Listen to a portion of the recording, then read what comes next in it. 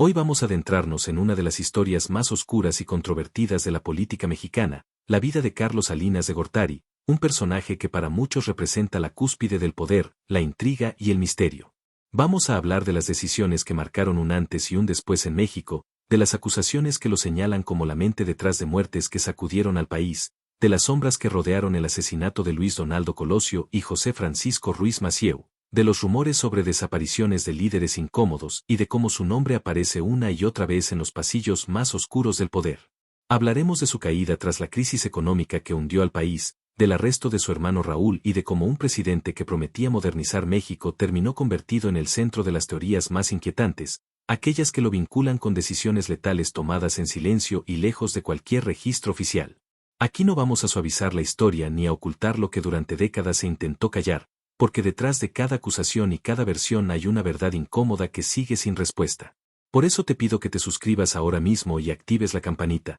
porque tu suscripción es vital para que YouTube entienda que este tipo de contenido tiene que llegar a más personas y no quedar enterrado en el olvido. Si este video te parece importante, deja tu me gusta para ayudarnos a romper el silencio. Y si quieres apoyar aún más este canal, puedes hacerlo con un super thanks para que podamos seguir investigando y trayendo historias como esta, pero si no puedes, al menos deja en los comentarios qué es lo que más te sorprendió o impactó de lo que vas a escuchar hoy. Quédate hasta el final, porque la última revelación que voy a contarte no solo va a cambiar tu manera de ver a Carlos Salinas, sino que te dejará pensando durante mucho tiempo si realmente conocemos toda la verdad sobre uno de los presidentes más polémicos y temidos de México.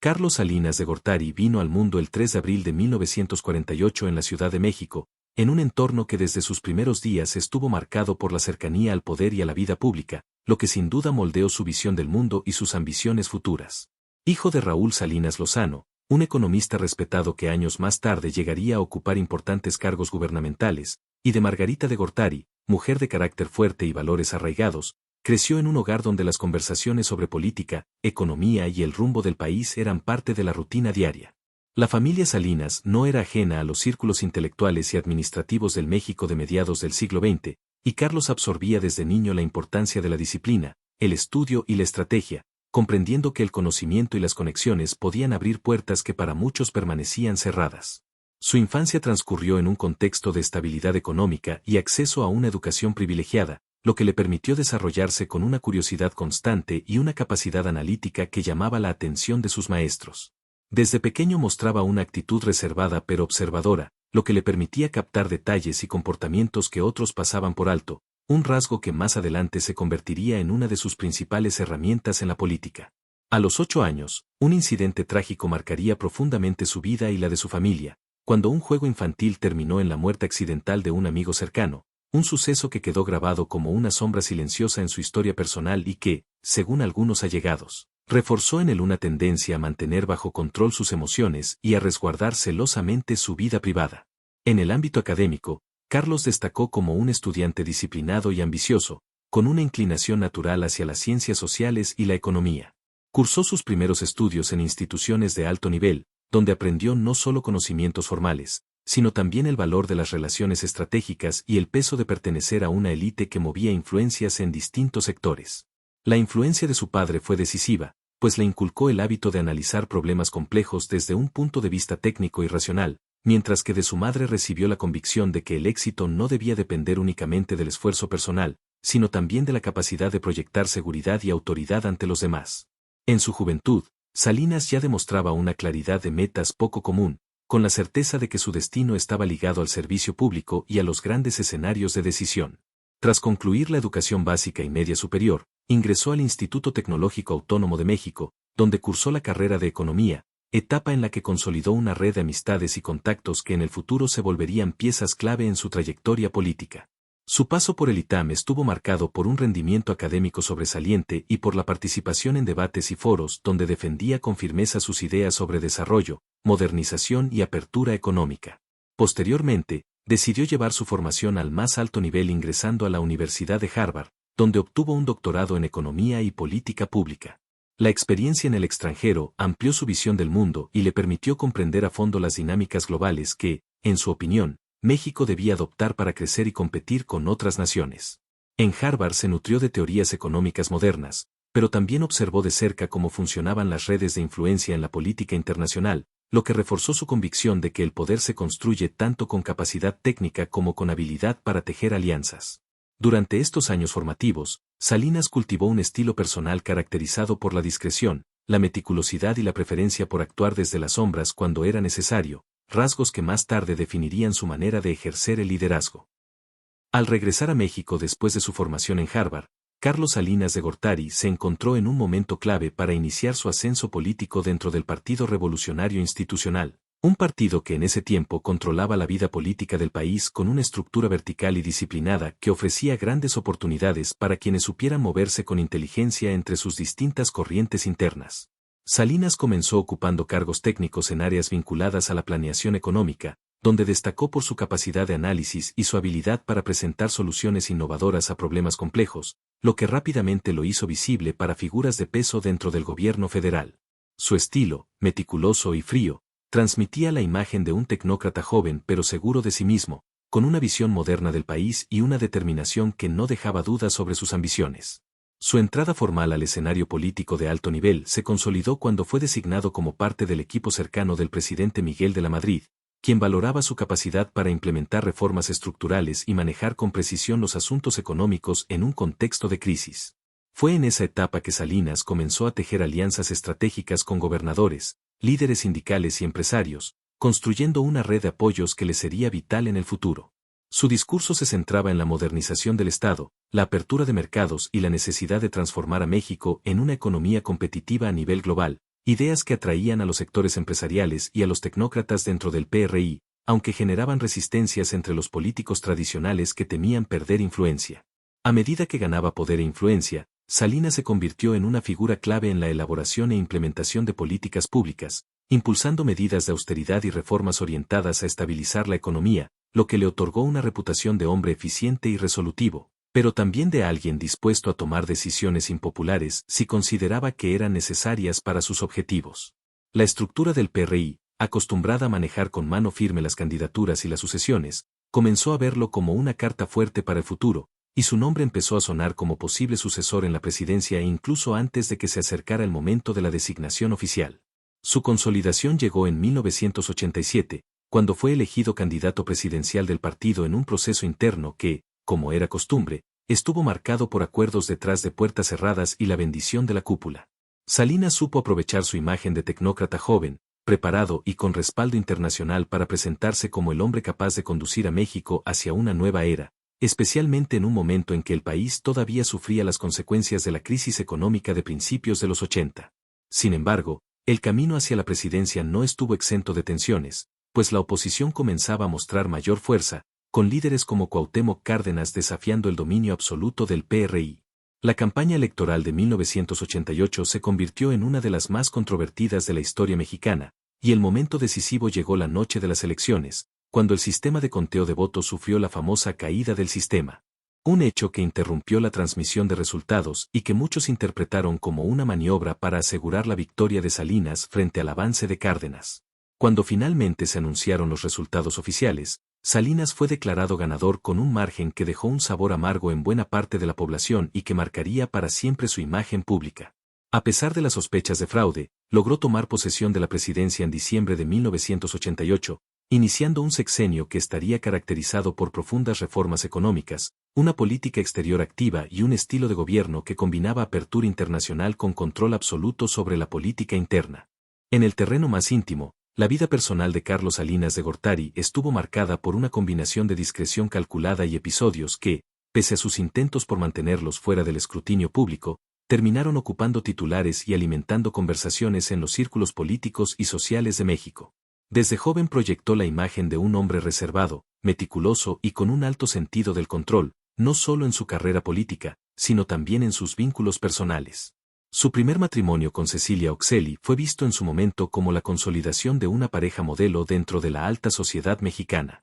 Cecilia, elegante, educada y con una personalidad afable, cumplía con todos los requisitos que el protocolo y la tradición política esperaban de la esposa de un alto funcionario, y más tarde de un presidente. Juntos tuvieron 3 hijos, y durante la mayor parte del sexenio presidencial la imagen de familia unida fue cuidadosamente protegida, con apariciones públicas en eventos oficiales y retratos que transmitían estabilidad y armonía. Sin embargo, detrás de esa fachada impecable, los rumores sobre tensiones conyugales y diferencias en la vida privada comenzaron a circular en pasillos políticos y en medios que se atrevían a desafiar la narrativa oficial. Se hablaba de largas ausencias de Salinas debido a sus compromisos y de la creciente distancia emocional entre ambos, algo que él manejaba con su característica frialdad estratégica para evitar filtraciones que pudieran dañar su imagen. Tras dejar la presidencia, la separación de la pareja se hizo inevitable y el divorcio marcó un giro en su vida sentimental. Poco después, su relación con la periodista Ana Paula Gerard salió a la luz,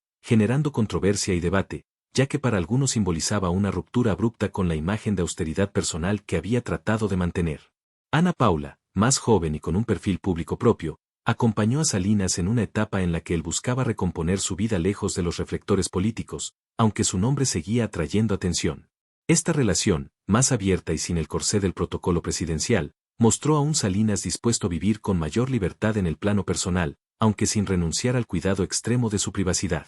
En el círculo íntimo, quienes lo han conocido de cerca describen a Salinas como un hombre que valora la lealtad por encima de cualquier otra cualidad, y que mantiene un grupo reducido de amistades verdaderamente cercanas, muchas de ellas forjadas en los años de universidad y en su etapa inicial en el PRI. Es conocido por cultivar relaciones con personajes de gran influencia, no solo en México, sino también en el extranjero, seleccionando con precisión a las personas con las que comparte momentos fuera del ámbito profesional. Aunque su vida pública estuvo llena de compromisos, en lo privado se inclinaba por reuniones discretas, cenas con pocos invitados y viajes cuidadosamente planeados a destinos donde pudiera pasar inadvertido. Su estilo de vida, lejos del exceso ostentoso, se caracterizaba más por la exclusividad y la sobriedad que por la exhibición. Le gustaba rodearse de arte, literatura y conversaciones profundas sobre política, historia y economía, temas que lo apasionaban tanto como su propia carrera. Incluso en el ámbito familiar, mantenía un aura de autoridad y distancia,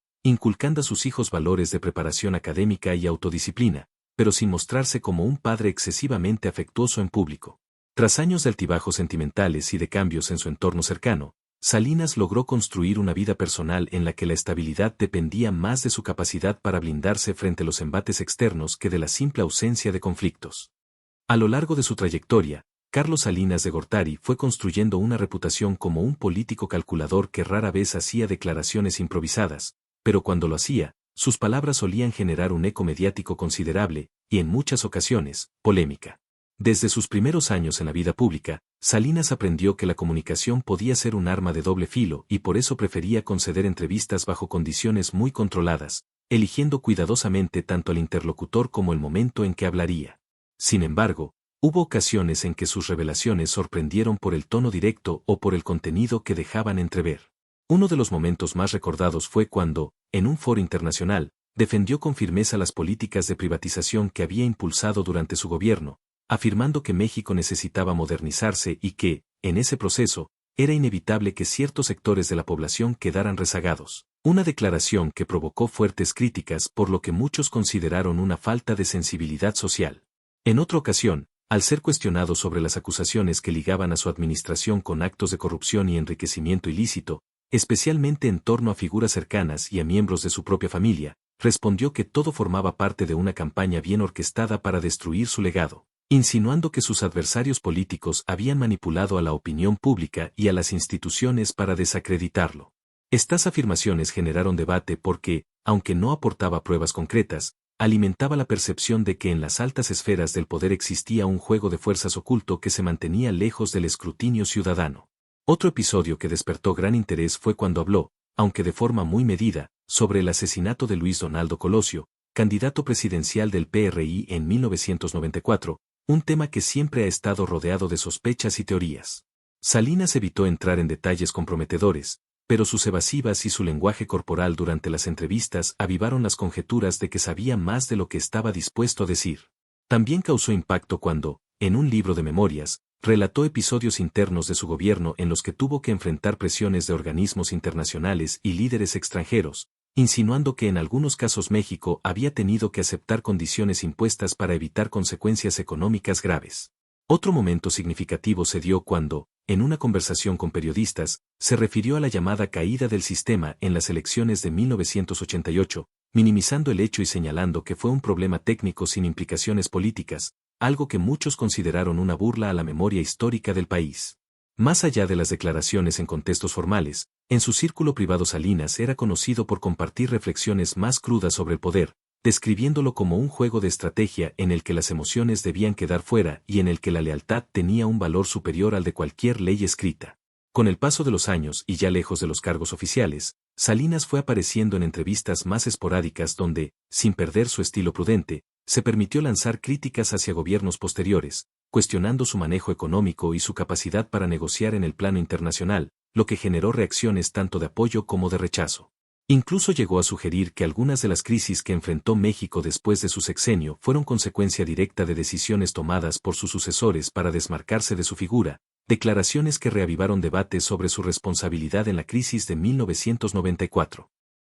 En torno a la figura de Carlos Salinas de Gortari se ha tejido una red de historias, sospechas y versiones que alimentan la idea de que su paso por la presidencia de México estuvo acompañado de episodios oscuros que jamás fueron plenamente esclarecidos, y que con el tiempo se convirtieron en parte inseparable de su leyenda política. Entre esos episodios, los más inquietantes son las acusaciones directas o indirectas que lo relacionan con muertes de alto impacto en la vida pública del país, así como con la supuesta utilización de métodos extremos para proteger su poder y el de su círculo más cercano. Durante su sexenio, México fue escenario de dos magnicidios que marcaron profundamente la historia nacional: el asesinato de Luis Donaldo Colosio en marzo de 1994 y el de José Francisco Ruiz Massieu en septiembre del mismo año. Ambos eran figuras centrales dentro del PRI y su muerte, ocurrida en circunstancias que para muchos resultaron sospechosamente oportunas para ciertos intereses políticos, generó de inmediato un torbellino de teorías que apuntaban hacia las más altas esferas del poder. Aunque nunca se presentó una prueba judicial que confirmara la implicación directa de Salinas, la coincidencia temporal y el contexto de tensión interna en el partido hicieron que su nombre quedara permanentemente ligado a estos casos. En el caso de Colosio, candidato presidencial que había comenzado a mostrar un discurso más independiente y reformista, se habló de presiones y desacuerdos con la línea oficial del gobierno, lo que para algunos analistas representaba un riesgo para la continuidad del proyecto político de Salinas. La investigación oficial concluyó con la versión de un asesino solitario, pero numerosas voces, incluyendo a excolaboradores y periodistas de investigación, sostuvieron que hubo encubrimiento y manipulación de pruebas, lo que dio fuerza a la sospecha de que se trató de un crimen político cuidadosamente planeado. Con Ruiz Massieu, excuñado de Salinas y secretario general del PRI, el misterio se profundizó al descubrirse vínculos entre el asesinato y redes de poder que incluían tanto a políticos como a miembros del crimen organizado, un terreno donde las fronteras entre intereses legítimos e ilegítimos parecían difuminarse peligrosamente. Además de estos casos emblemáticos, durante y después de su gobierno circularon relatos sobre la desaparición o muerte de líderes sindicales, periodistas y empresarios que habían tenido confrontaciones con el aparato político. Estas historias, muchas veces transmitidas de manera informal entre sectores cercanos al poder, dibujaban la imagen de un sistema en el que las amenazas podían materializarse en consecuencias irreversibles para quienes se interpusieran en el camino de los proyectos oficiales. Algunos testimonios recogidos por investigadores apuntaban a la existencia de una estructura de seguridad y control que operaba en paralelo a las instituciones formales, con capacidad para intervenir de forma rápida y silenciosa. También se habló de supuestas reuniones en las que se tomaban decisiones críticas sobre cómo neutralizar a opositores, aunque estas versiones, al no estar documentadas oficialmente, quedaban en el terreno de la especulación, pero alimentaban la narrativa de un Salinas capaz de autorizar acciones de alto riesgo político y moral. La caída de su hermano Raúl Salinas, acusado de enriquecimiento ilícito y de vínculos con el asesinato de Ruiz Massieu, añadió un elemento explosivo a las sospechas, ya que muchos interpretaron que era imposible que operaciones de esa magnitud ocurrieran sin el conocimiento o al menos la tolerancia del presidente. La defensa de Carlos siempre fue firme, negando cualquier responsabilidad y presentando estos señalamientos como parte de una campaña para destruir su reputación, pero el hecho de que varios de estos crímenes quedaran sin resolverse del todo mantuvo viva la percepción de que existía un capítulo oculto en la historia reciente de México. Incluso años después de dejar el cargo, cada vez que un testimonio nuevo surgía o que un documento desclasificado aportaba datos incompletos, su nombre volvía a aparecer en las conversaciones, reforzando la idea de que hay secretos que probablemente nunca saldrán a la luz. Cuando Carlos Salinas de Gortari dejó la presidencia en diciembre de 1994, lo hizo con la intención de ser recordado como el artífice de la modernización económica de México, el presidente que había llevado al país al Tratado de Libre Comercio de América del Norte y que había abierto sus puertas al mundo. Sin embargo, en cuestión de meses, esa imagen cuidadosamente construida comenzó a resquebrajarse de manera abrupta y, para muchos, irreversible. La crisis económica que estalló apenas días después de la toma de posesión de Ernesto Zedillo, conocida como el Error de Diciembre, provocó una de las devaluaciones más severas del peso en la historia reciente, disparó la inflación, destruyó miles de empleos y dejó a millones de familias en una situación de incertidumbre. Aunque formalmente la responsabilidad de esa crisis recaía en el nuevo gobierno, la opinión pública y buena parte de la prensa internacional señalaron que las decisiones económicas tomadas durante el sexenio de Salinas habían dejado una base extremadamente frágil, convirtiéndolo en el blanco principal de la indignación social. La tormenta política se intensificó cuando, pocos meses después, su hermano Raúl fue detenido y acusado de enriquecimiento ilícito, lavado de dinero y de estar vinculado al asesinato de José Francisco Ruiz Massieu. La noticia sacudió al país y puso a la familia Salinas en el centro de un escándalo que parecía confirmar las sospechas sobre corrupción y abuso de poder. Carlos reaccionó con furia, denunciando públicamente que su hermano era un rehén político y que todo formaba parte de una estrategia del gobierno de Zedillo para destruirlo políticamente, pero sus palabras no lograron revertir la creciente percepción de que había algo profundamente turbio en su entorno. Ante el asedio mediático y político, tomó la decisión de salir de México, emprendiendo lo que él presentó como un viaje temporal pero que se convirtió en un prolongado autoexilio. Su destino inicial fue Irlanda, un lugar lejano de los focos y del bullicio latinoamericano, donde encontró un espacio para reorganizar su vida y reflexionar sobre su futuro. Desde ahí comenzó a escribir y a preparar libros en los que defendía su gestión y ofrecía su versión de los acontecimientos que habían marcado su caída, intentando reconstruir su imagen a través de un relato en el que él era la víctima de una conspiración política y económica. A pesar de la distancia, su nombre seguía apareciendo en la prensa mexicana cada vez que surgían nuevos datos sobre los casos que lo involucraban indirectamente, y las encuestas de opinión lo mantenían como una de las figuras políticas más impopulares del país. Durante esos años de exilio, Salinas llevó una vida discreta, aunque no aislada. Mantuvo contactos con empresarios, políticos y académicos en Europa y América del Norte, buscando mantenerse activo intelectualmente y preservando sus redes de influencia. También viajaba con regularidad a otros países, evitando siempre lugares donde pudiera ser recibido con hostilidad pública. La distancia geográfica no significaba un alejamiento total de la política mexicana, pues seguía de cerca los movimientos internos del PRI y las decisiones de los gobiernos posteriores, enviando mensajes y opiniones a través de entrevistas selectas y artículos publicados en medios internacionales. En más de una ocasión, sorprendió con declaraciones que criticaban abiertamente las políticas económicas y de seguridad de sus sucesores, lo que para algunos era una muestra de que seguía intentando influir en la narrativa política del país. Sin embargo, el tiempo no borraba las sospechas ni los señalamientos, y la sombra de los magnicidios y de la crisis económica continuaba persiguiéndolo. A medida que pasaban los años, su figura se transformó en una especie de símbolo del lado más opaco de la política mexicana, una mezcla de inteligencia estratégica, poder concentrado y decisiones controvertidas. En el ámbito personal, utilizó el exilio para consolidar su relación con Ana Paula Gerard y reorganizar su entorno familiar, lejos del protocolo y las tensiones que había vivido como presidente. Poco a poco, comenzó a aparecer en conferencias y foros internacionales, no tanto como exmandatario de México, sino como analista de temas económicos y globales, presentándose como un conocedor de las dinámicas del comercio y la política mundial. En estos espacios evitaba hablar de los episodios más polémicos de su gestión, centrando su discurso en conceptos técnicos y en la defensa de la apertura económica. Tras más de una década con apariciones públicas limitadas, decidió regresar de manera más visible a México.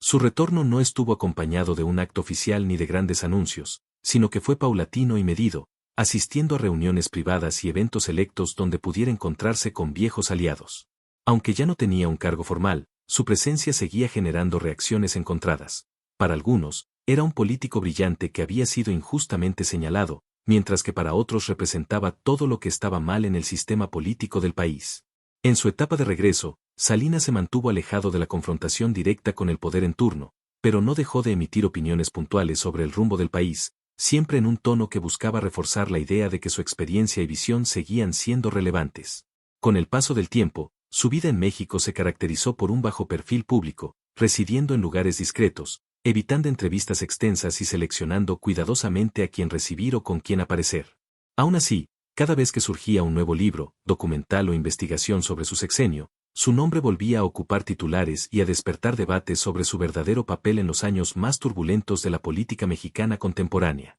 En definitiva, la caída de prestigio de Carlos Salinas de Gortari no fue un episodio breve, sino un proceso prolongado en el que convergieron crisis económicas, escándalos familiares, acusaciones no resueltas y un exilio que, aunque voluntario, reflejaba la imposibilidad de enfrentar directamente el clima político y social que dejó tras su mandato.